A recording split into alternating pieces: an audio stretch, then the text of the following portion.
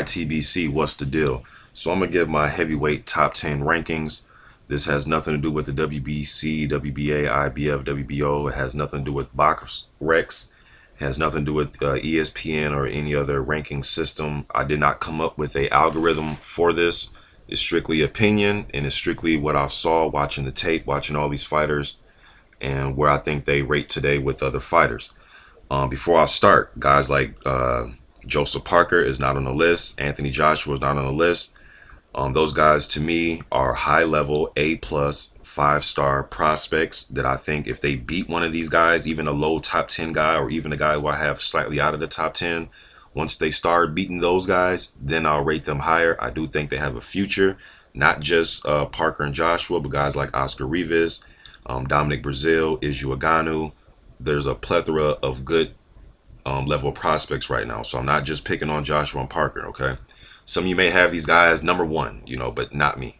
All right, so number 10, and it's kind of 10A, 10B, okay? And it's based off their experience. To some, they're considered the smaller guys of the division. So it's 10A, 10B. I'm going to go with David Haye and Steve Cunningham. Steve Cunningham, 6'3", 82-inch reach, 210-pounder. That's Larry Holmes in his prime. You know what I mean? But nowadays, he's small. He's considered a small guy. Former, won a few titles at cruiserweight. He beat Marco Huck when he was undefeated at cruiser. Huck moved up and gave Povetkin all he wanted. He took Amir Mansour's O away from him. Yes, he did get knocked out by Fury, but it was back and forth. It's the only time he's been stopped, and he also dropped Fury hard. He's beaten, the journeyman guys, Jason Gavern and Manuel Quezada, guys like that.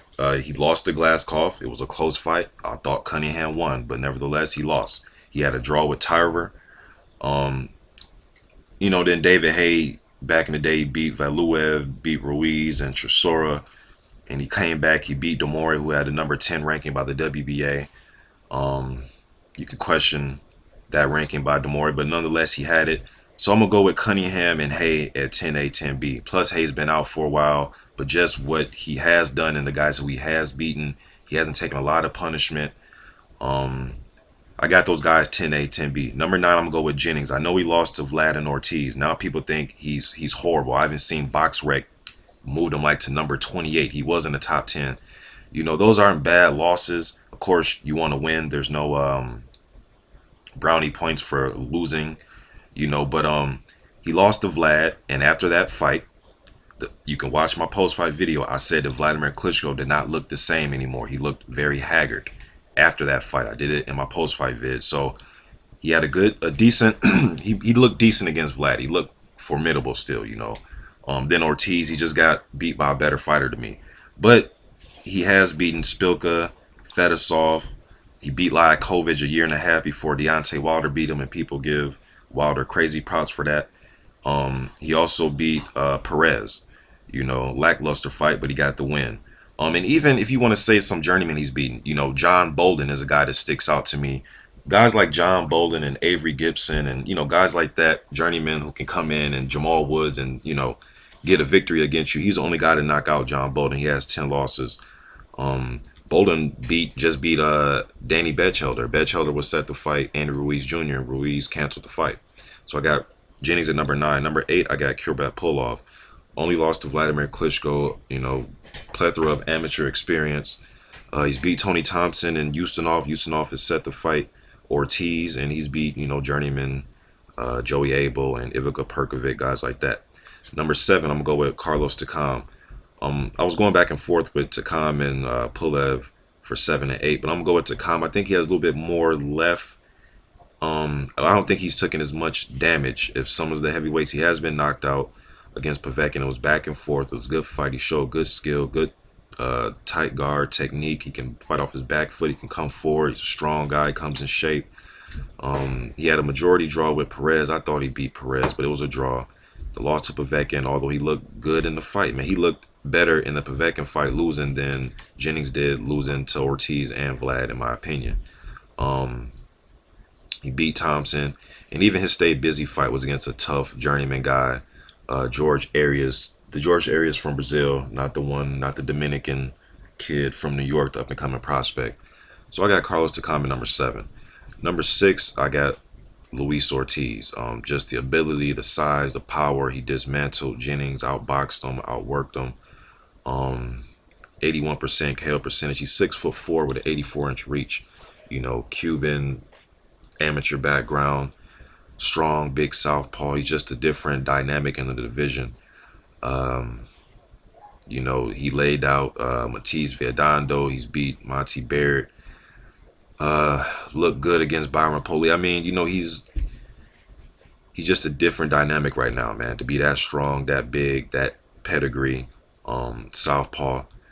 Want to see, you know, we're gonna start to see more Ortiz. I see he set to fight Usmanov. Usmanov is a big, strong ass dude to try to knock out. So if Ortiz goes in there and, you know, cleans his clock and knocks him out or something, I would be very impressed. Number 5, some of you may disagree with this, and that's fine. But until I see somebody whoop his ass or get him out of there or get him away, then I'll move him out the rankings. But I'm gonna go with Ruslan Chagayev, 5'11", 245 pounder. Only losses is to Vladimir and Povetkin, and he fought a formidable fight against Povetkin. Going back and forth, I thought it was a good technical fight between two guys that can hit. He lost to Vladimir. You know, one thing about him, his title wasn't on the line when he lost to Vladimir, so that kind of turned a lot of fans off to him. You know, fans don't like that type of shit. You know, you fight a guy and your title's not on the line, especially if it's a guy like Vladimir Klitschko. He did beat Cali Meehan. People give Joseph Parker a lot of credit for beating Meehan. He fought Meehan 5-6 years ago. Travis Walker's another guy who people get credit for beating the prospects. He beat him a while ago. Beat Ruiz, first guy to beat Valuev. He beat Skelton when Skelton was 21-1. Did he beat Francisco Pianata? I believe he beat him in his last fight, knocked him out in the first round.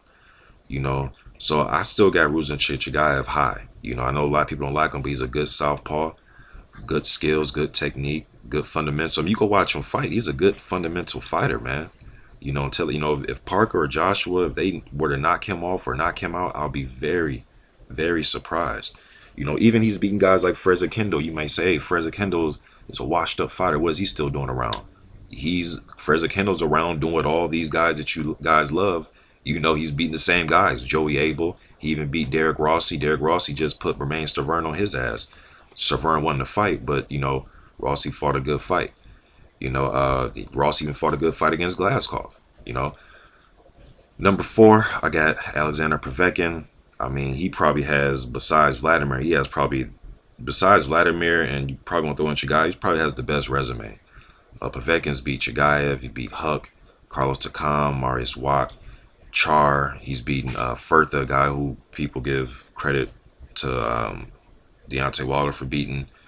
He beat Chambers when he was undefeated. He beat Bird in the, I believe they were fighting an eliminator. He beat Larry Donald, who some of you may say it was an old Larry Donald, but shit, that old Larry Donald, people thought he beat Valuev. And he knocked out Perez. I mean, that's probably the best resume besides Klitschko. Then number 3, I got Klitschko. And I have to have Klitschko rated higher than all these guys, because even Klitschko looked haggard. I still think that Klitschko, his style, will give a lot of these guys problems. I mean, it gave Povetkin problems. He fought pretty much the same fight he's been fighting people don't like, the grabbing. He was grabbing Povetkin a lot. And Fury showed that he knows how to handle that style. But guys like Povetkin and Chagayev, they've proven to us they don't know how to handle that style, even Jennings. You know, so I'm going to put Klitschko at number 3. And like I said in my post-fight Jennings video, he looked haggard to me after that fight. But I still got him at number 3 because I'm not ready to totally write Klitschko off. I mean, this dude was reigning champion, you know, for years, man, over a decade, you know, like a decade. So I can't just totally write him off, okay? So number 2, I'm going to go with Deontay Wilder. I'm going to go with Deontay Wilder. He's a heavy puncher. I think he's next in line. We're going to see what happens in this Povetkin fight. But I got Wilder number 2. And number 1, I got Tyson Fury. He beat the man. What more else is there to say? And he's undefeated. And he's giving him his rematch. And he's tough. And he's beat Chisora. And Fury's tough to deal with. That size, his boxing ability, being able to fight off his back foot, has a chin like Wilder. They want to be exciting. That's my top 10. YTBC. I'm out.